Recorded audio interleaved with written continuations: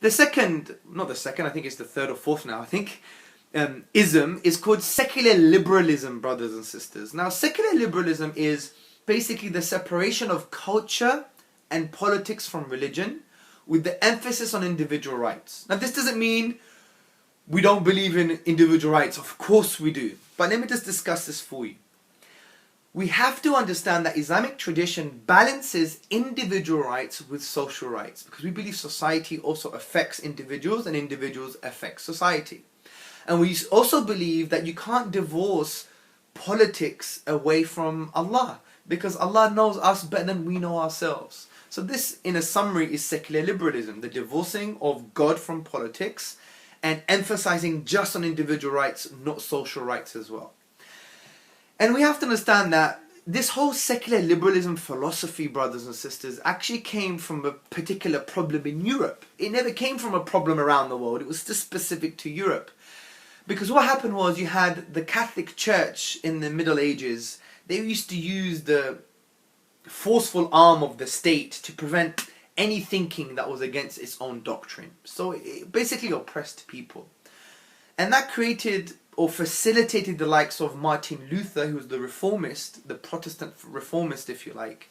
He wrote a thesis attacking the Catholic tradition, and he pegged it on a church door in Wittenberg, attacking the Catholic Church, the Catholic tradition. And that facilitated a huge kind of emotional, intellectual environment, coupled with trade laws and all these funny things that are happening in Europe. That you had the 80-year wars, the religious wars, the 30-year wars, the massacre on St. Bartholomew's Day. I mean, Europe suffered a lot because of religion. And therefore, they had to emerge with this doctrine, which was liberalism or liberal secularism. Because they said, fine, God is not making sense. He can't deal with our society because we're killing each other. So everything has to be very personal and very individual. So let's focus on individual rights outside of religion. So this whole secular liberalism came from a particular product, which was the European history. Now, what some secular liberals do, they say everyone must share this worldview and political framework. No. Why? Because you're just assuming that everyone has the same shared European experience. But when we look at the Islamic history, there was an amazing harmony, generally speaking, by the way. Not that our history is perfect, but generally speaking, there was an amazing harmony between the people in power and the scientists and the thinkers. And there was this amazing harmony. So we didn't have the same problems that Europe faced. So we have to understand it from that perspective. Now, the Quran obviously deals with this in a very firm way. In chapter 5, verse 50, Allah says in the Quran, "Then is it the judgment of the time of Jahiliyyah ignorance they desire? But who is better than Allah in judgment for people who are certain in faith?" Meaning Allah must be involved in your life, in your social political life. And also when we read the Quran and Sunnah, we understand that there is a balance between individual rights and social rights. It's not just based on the individual. So, how do we deal with this ism, secular liberalism? Well, we've understood the context, which was based upon the oppression of the Catholic Church. And then the thinkers like Hugo Grotius, Thomas Hobbes, John Locke and Samuel Pufendorf, they had to create a doctrine, a philosophical doctrine, which was therefore to emerge as secular liberalism, which was to say God therefore is away, we must divorce him away from society, it's just about an individual thing, not about politics. And that we just have to focus on the individual rights. As Professor Jean Charvet, in his book Human Rights and Liberal Project, he basically says that they had to form an individualistic doctrine of what the human being is. That we see the human just as an individual, not really connected to society. And that's quite flawed, because we know the individual in reality is affected by society, and society affects the individual as well. So from the onset, although they thought they had to produce this doctrine to prevent bloodshed, they didn't think about it very carefully. And this is why Professor Ian Hunter from the University of Queensland, he actually discusses this about liberal government, that it's tied to a political historical narrative, which is quite shallow.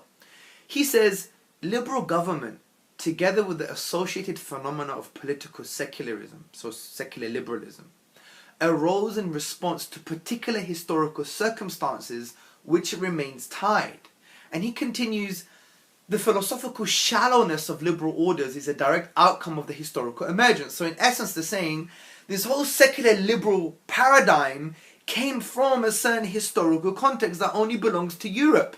Not everyone shared the same historical experience. So why are you assuming that everybody has to share now your new political world order? No, it's not the case.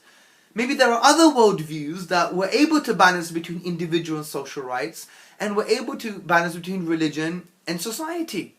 Not everyone suffered the same way as Europe has suffered, and that's why Professor Ian Hunter is saying this is one of the failures of secular liberalism, because it's based on a particular historical context that not everyone shares.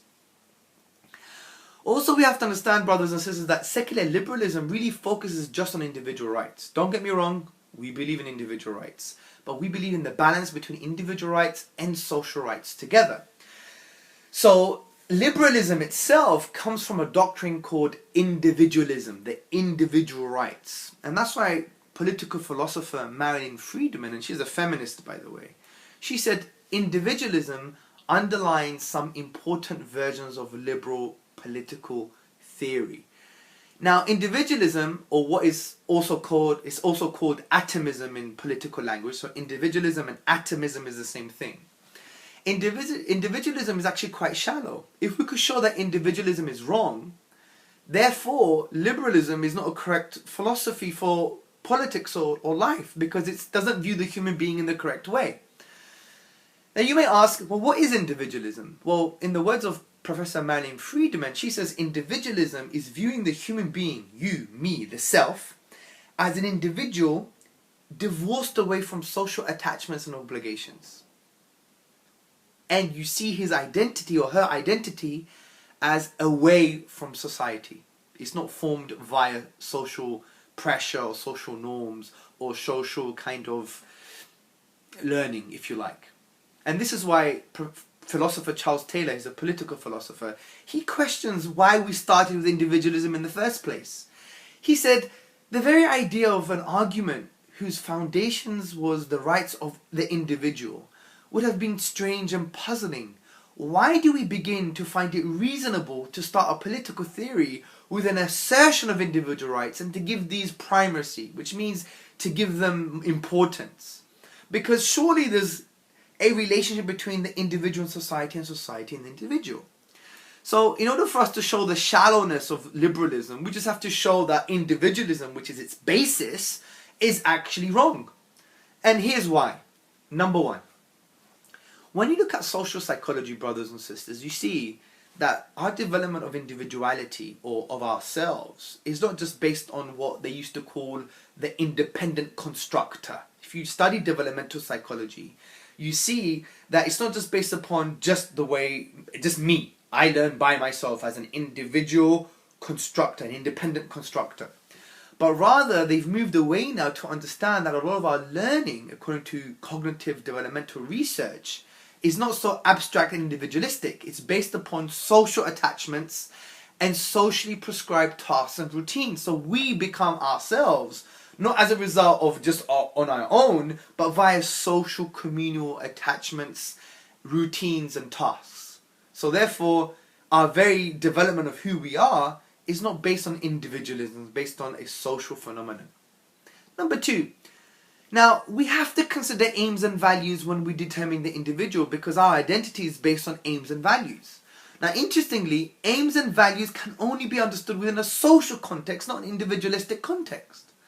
As the political philosophers Shlomo Avneri and Avner de Shalit, they argue, we cannot analyze their behavior as if they were abstract entities, as if their values existed somewhere in the distance, outside, so to speak.